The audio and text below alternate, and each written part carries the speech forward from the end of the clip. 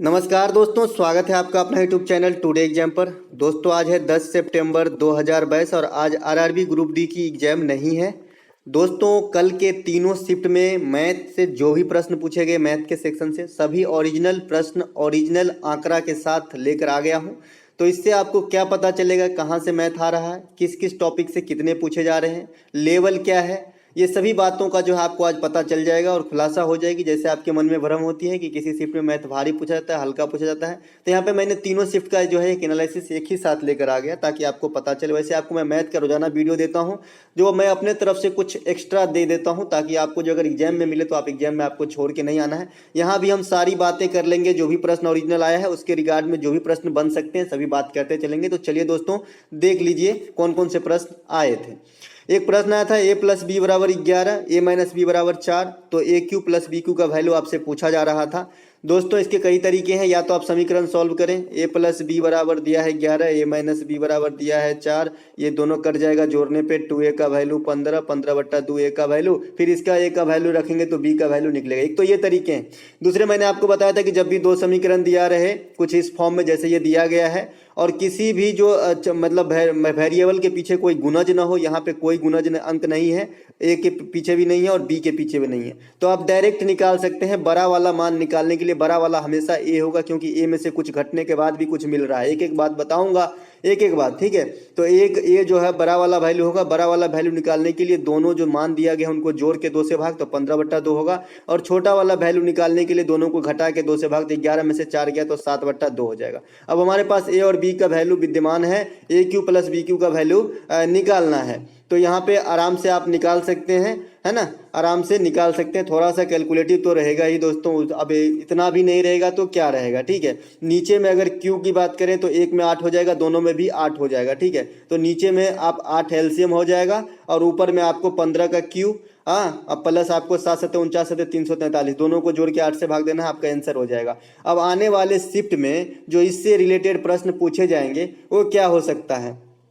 यहाँ पे ए cube plus B Q पूछा है, इसका मैं सूत्र भी बता दूं, कभी कभी ये जरूरी पड़ेगा आपको जो है इसका सूत्र भी मतलब इसके सूत्र पे आधारित प्रश्न मिल जाएंगे अलजेब्रा के अंदर। तो ए क्यू प्लस बी क्यू का वैल्यू होता है ए plus B into A square plus B square. अब माइनस के ए बी होता है प्लस वाले में, और यहीं पे अगर ए क्यू माइनस बी क्यू की बात करें इसका क्या होता है, तो इसका होता है A minus B into A square plus B square, plus के ए बी होता है। बहुत जगह अलजेब्रा में काम आएगा इसीलिए बताना उचित समझा।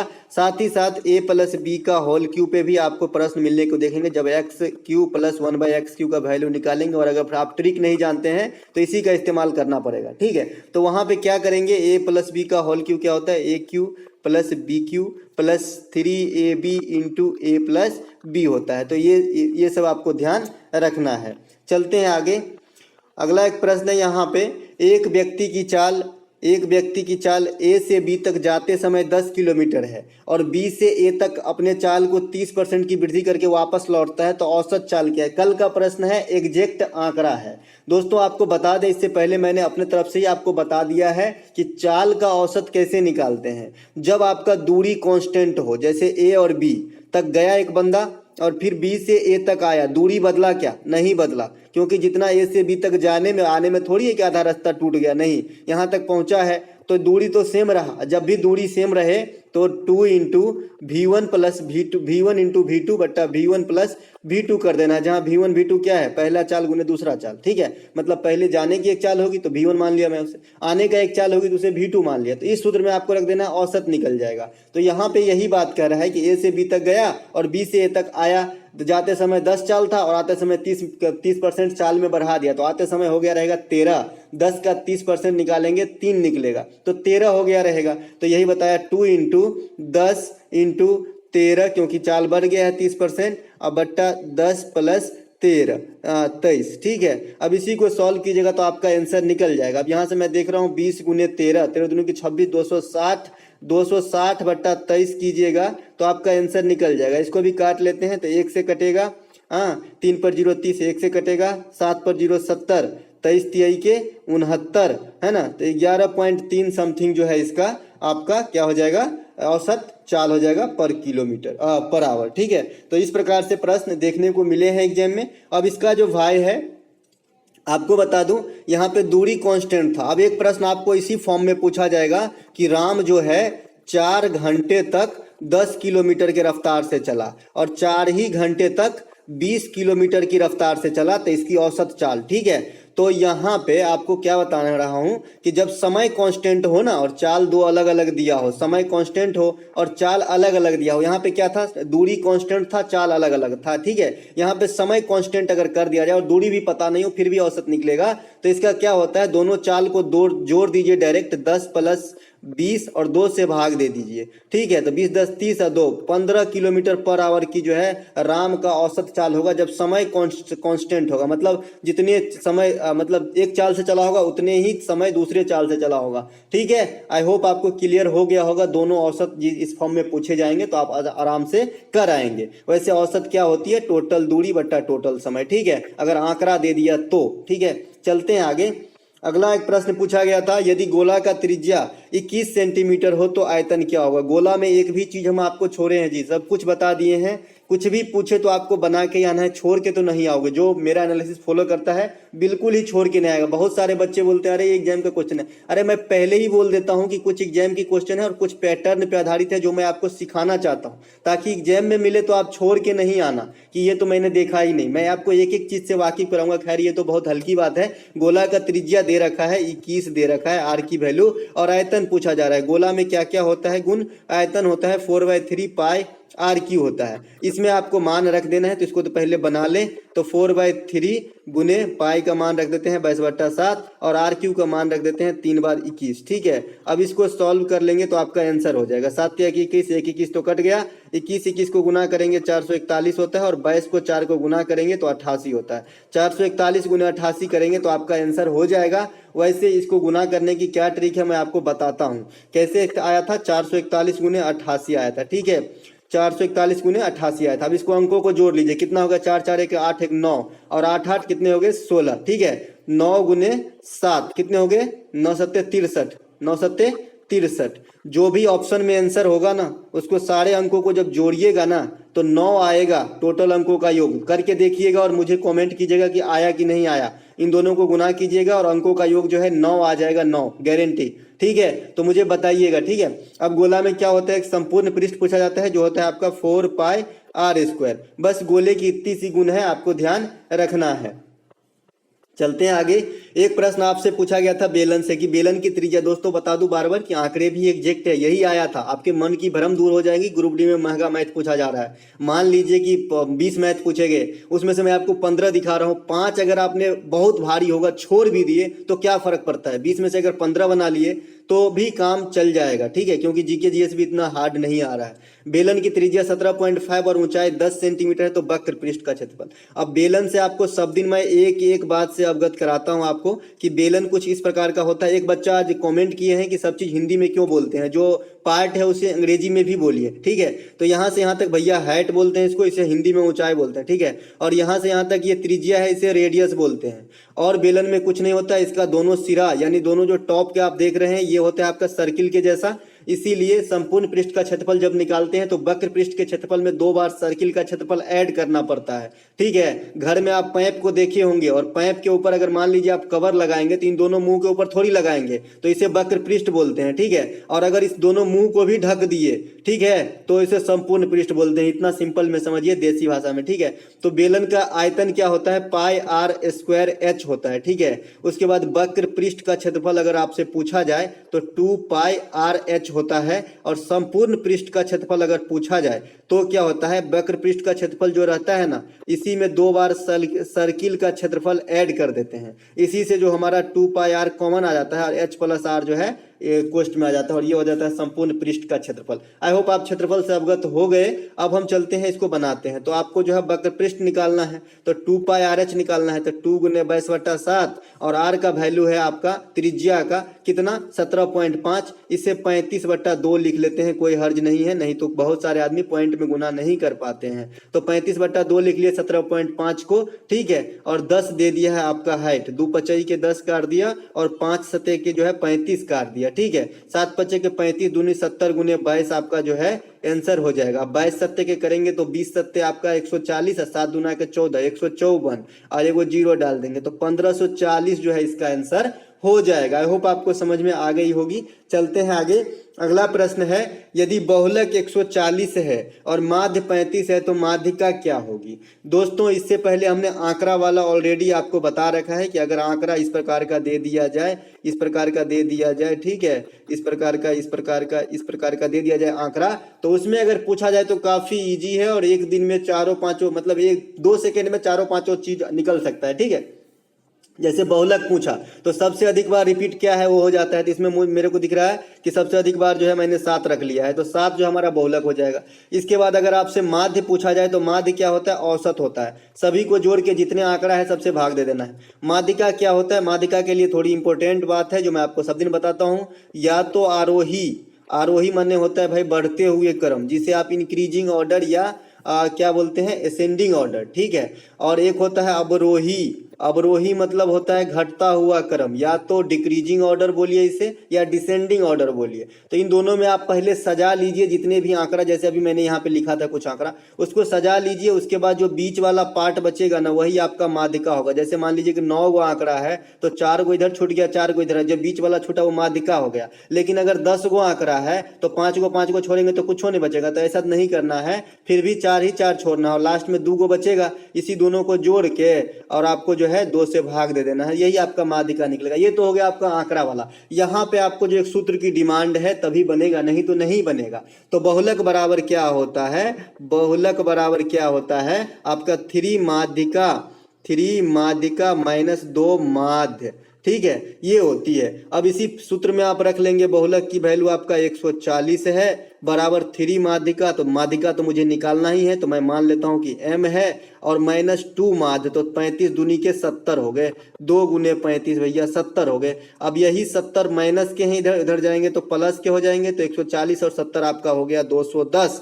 210 की वैल्यू है 3m, तो m की वैल्यू निकल जाएगी 70। तो आपका जो है माध्यिका भी 70 ही होगी। इस क्वेश्चन के लिए 70 आंसर है। ये सूत्र आपको याद होना चाहिए अगर इस फॉर्म में पूछा जाता है कि बहुलक बराबर 3 माध्यिका माइनस 2 माध्य, और आंकड़े वाला मैंने पहले ही आपको बता चुका हूं, अभी भी चर्च कर दिया। एक प्रश्न, कोई वस्तु का क्रय मूल्य 5000 दिया गया था और 20% के लाभ पे उसे बेचना था, तो विक्रय मूल्य कितना होना चाहिए था। अब ये कोई पूछता है, गूगली है, तो 5000 रुपये का आपको 20% लाभ चाहिए, तो 6/5 से गुना कर दिए, 1000 से कट गया, आपका 6000 आंसर हो गया। 6/5 से इसलिए गुना किए भाई क्योंकि 20% लाभ चाहिए, तो 120/100 आप करोगे। ये मैंने पहले ही काट दिया कि 6/5, तो आपको ये कुछ याद भी होना चाहिए। जैसे 25% की बढ़ोतरी हो रही है तो 5/4 से गुना करने का, 25% की कमी हो रही है 3/4 से गुना कीजिए। तो ये सब पहले ही कैलकुलेशन आपके घर के अंदर की बात है, ये घर पे ही करके जाएंगे तभी आप वहां कर सकते हैं, ठीक है।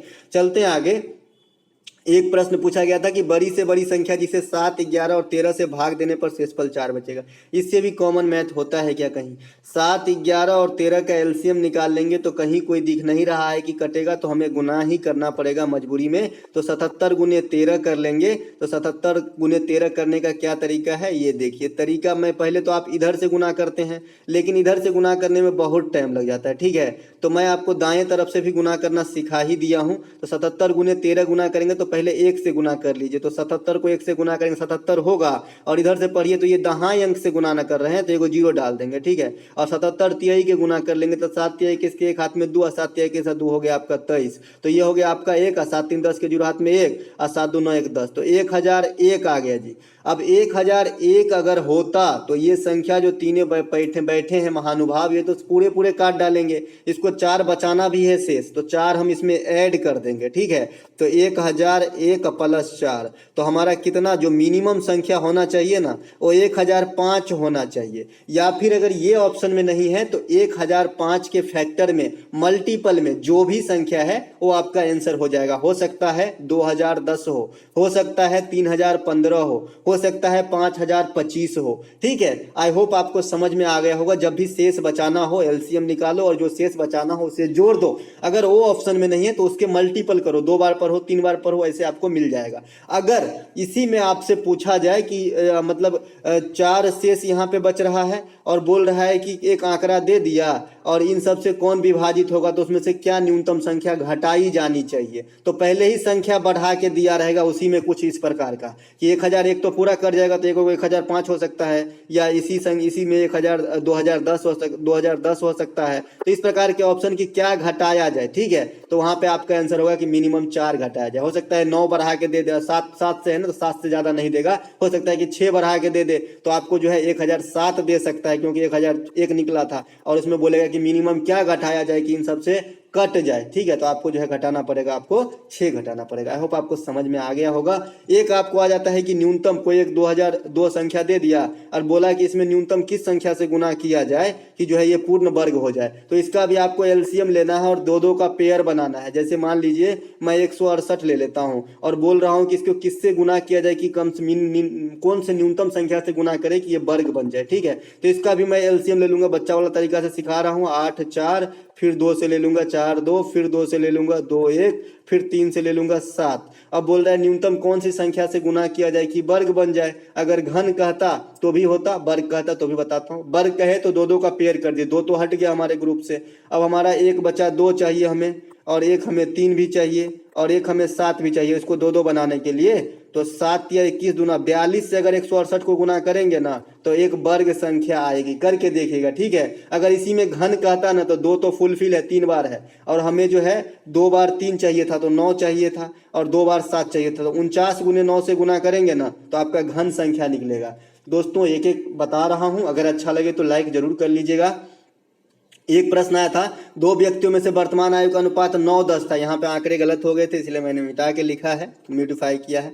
4 साल बाद यह अनुपात 11-12 हो जाएगा, दोनों की उम्र क्या है। ये कई तरीके हैं, अगर ऑप्शन दिया हो तो मैं ऐसे सवाल को एग्जाम के अंदर बनाता नहीं हूँ, वेरीफाई कराता हूँ ऑप्शन से, लेकिन यहाँ पे मैंने ऑप्शन नहीं रखा तो भी आप बना सकते हैं। 2 व्यक्तियों का आयु का अनुपात 9-10 है, तो ये कुछ 9 है और ये कुछ 10 है, ठीक है।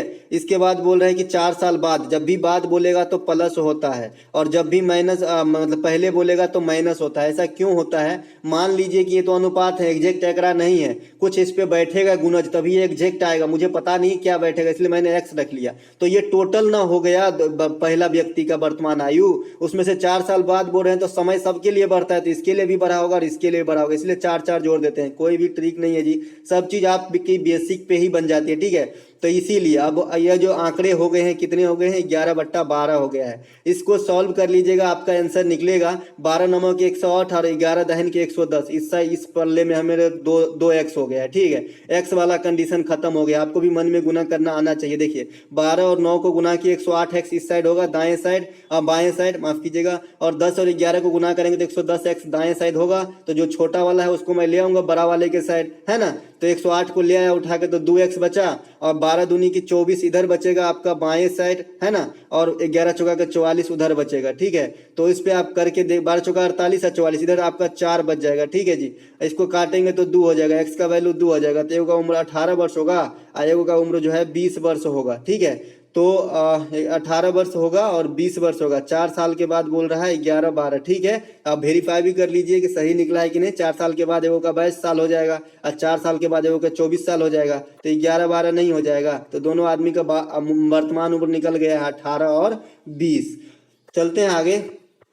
एक प्रश्न पूछा गया था, एक बच्चा कोई बोल रहा था कि मूल वाला जो है हमें बता दीजिए, इसमें मैं रखा हूं और कल पूछा भी गया था, इसीलिए वो बच्चा ने कमेंट किया था। तो यहाँ पे मैं बता दूंगा, आज देख लीजिएगा। एक त्रिभुज का आधार 15 सेंटीमीटर तथा ऊंचाई 20 सेंटीमीटर है, त्रिभुज का क्षेत्रफल क्या होगा। यहाँ मैं कम से कम आपको 5 चीज बताऊंगा, इससे रिलेटेड आपको अच्छे से ध्यान से सुनना है। ये सबसे पहले त्रिभुज की जो है ऊंचाई और ये आधार की मतलब आधार की बात कर रहा है, क्षेत्रफल पूछा जा रहा है। तो 100% जो है त्रिभुज आपका समकोण त्रिभुज होगा, तभी ऐसा बात करेगा एग्जामिनर।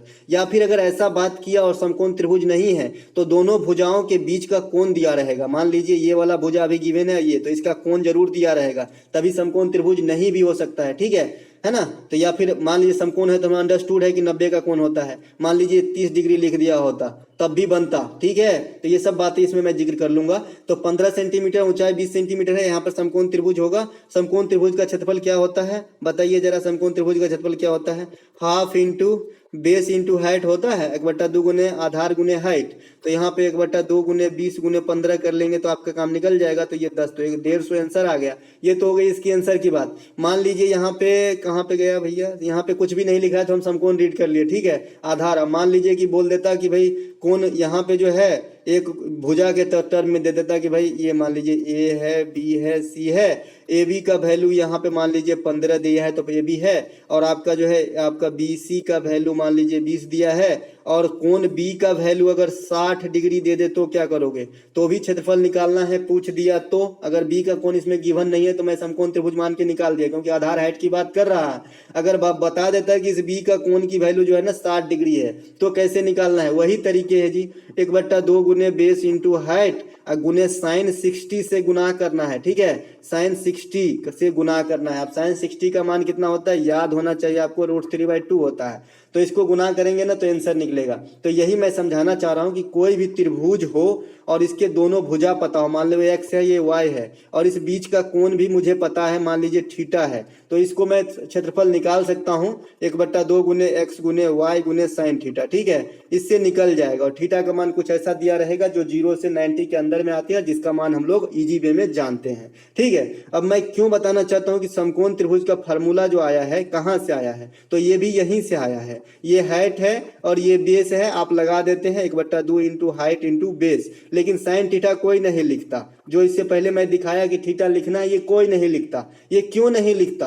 क्योंकि ये 90 डिग्री का कोण होता है समकोण त्रिभुज में, सभी जानते हैं, और साइन 90 का मान कितना होता है? 1 होता है। तो किसी चीज को कोई 1 से गुना करे या ना करे कोई भी फर्क नहीं पड़ता है। लेकिन अगर बीच का कोण अगर आपको 60 दे दे तो साइन 60 का मान तो √3/2 होता है, गुना नहीं करेंगे तो बवंडर हो जाएगा। इसीलिए मैंने कहा कि कोई त्रिभुज के दोनों भुजा गिवन हो और बीच का कोण अगर आपको थीटा दिया हो, मान लीजिए यहाँ पे 60 डिग्री दिया है, तो आपको हाफ इंटू दोनों भुजा तो लिखना है, इसके बाद साइन 60 भी लिखना है। आई होप आप समझ गए होंगे कि समकोण त्रिभुज का फार्मूला कहाँ से आया है और साइन उसमें हम क्यों नहीं लिखते हैं। दो भुजा अगर दिया रहेगा और एक भी दोनों भुजा जो बना है उसको जो बीच में जो कोण बना है उसकी कोण की वैल्यू दिया रहेगा तो हम क्षेत्रफल आराम से निकाल सकते हैं ट्रायंगल के अंदर। और भी समकोण त्रिभुज में एक प्रॉपर्टीज बता दूं, आने वाले शिफ्ट में अगर दिखे तो आप छोड़ के नहीं आइएगा। अगर इसके अंदर एक इंटरनल वृत्त बने और इस वृत्त का क्षेत्रफल पूछा जाए, मान लीजिए समकोण त्रिभुज की भुजा 3, 4, 5 है, ठीक है। ये ट्रिपलेट होते हैं 3, 4, 5, इसके कितने भी गुणज करेंगे सभी ट्रिपलेट बनेंगे, जैसे 6 हो जाएंगे, 8 हो जाएंगे, 10 हो जाएंगे, ठीक है। उसके बाद मान लीजिए 3 तिया की 9 हो जाएंगे, 4 तिया की 12 हो जाएंगे, 15 हो जाएंगे, सभी आपस में ट्रिपलेट है। ये नहीं कि राउंड फिगर वाले संख्या से ही गुना करेंगे तो ही होगा, आप हाफ से भी गुना कर सकते हैं। 3/2 होगा, 2 होगा, 5/2 होगा, करके देखिएगा। सभी समकोण त्रिभुज की रूल फॉलो करेंगे इनके भुजा। जो भी 3, 4, 5 आप याद रखिए, उसको किसी भी चीज से सिंपल सेम चीज से सभी को गुना कीजिए, फॉलो करेगा, ठीक है।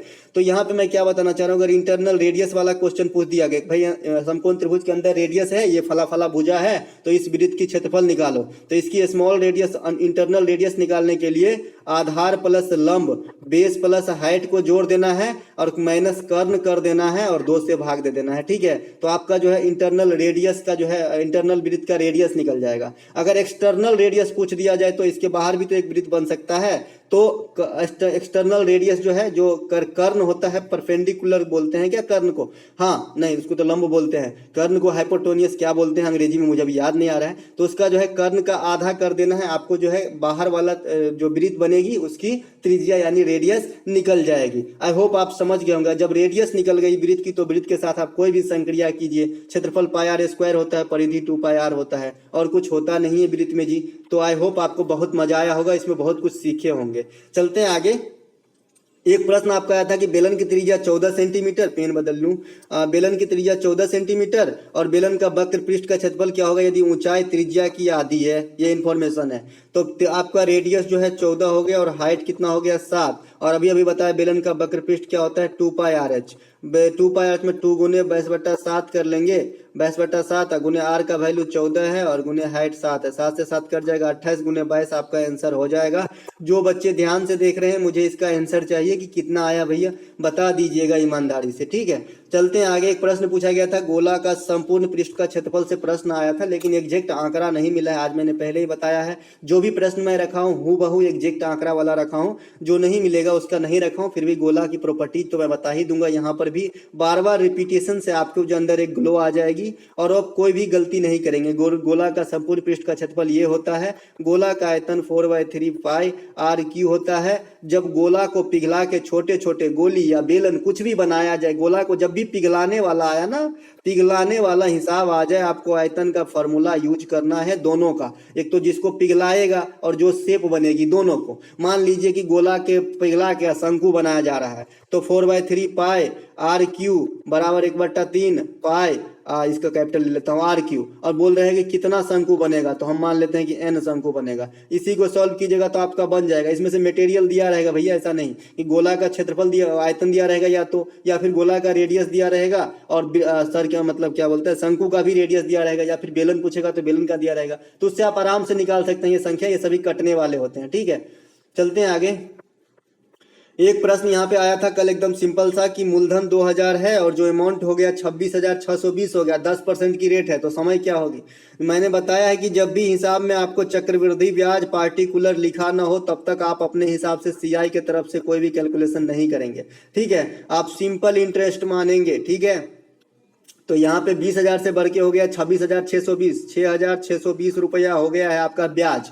और ब्याज क्या होता है, ब्याज क्या होता है, आर गुने टी प्रतिशत, आर गुने टी प्रतिशत किसका, मूलधन का, ठीक है। तो यहाँ पे आर है आपका 10%, टी मुझे पता नहीं है। मैं देख रहा हूँ मूलधन का कितना प्रतिशत है, ये 6620 रुपया, तो पहले यही निकाल लेता हूँ, इससे भी हमारा काम हो जाएगा, ठीक है, इससे भी हमारा काम हो जाएगा। या फिर डायरेक्ट निकाल लेते हैं 26,620 गुने 100 और बट्टा कितना 20,000 रुपये का, ये कितना प्रतिशत होगा, इससे भी पता चलेगा। तो बहुत तरीके हैं, ठीक है। ये 2 जीरो से 2 जीरो कट गए, 3 जीरो से 3 जीरो कट गए, ठीक है। अब ये 2 से कटे तो ये 10 हो गए, 2 से कटे तो ये हो गया आपका 13, 3, 1, 1331 हो गए, और एक जीरो है तो एक जीरो डाल दिए, ठीक है। तो 133.1% है, कितना है 133.1%। तो 33.1% तो बढ़ गया ना जी, क्योंकि 100% ये था। तो 33.1% जो कब आएगा, 33.1 कब आएगा, 10 को गुना करने से। तो मैं मान लेता हूं कि 10 को जो है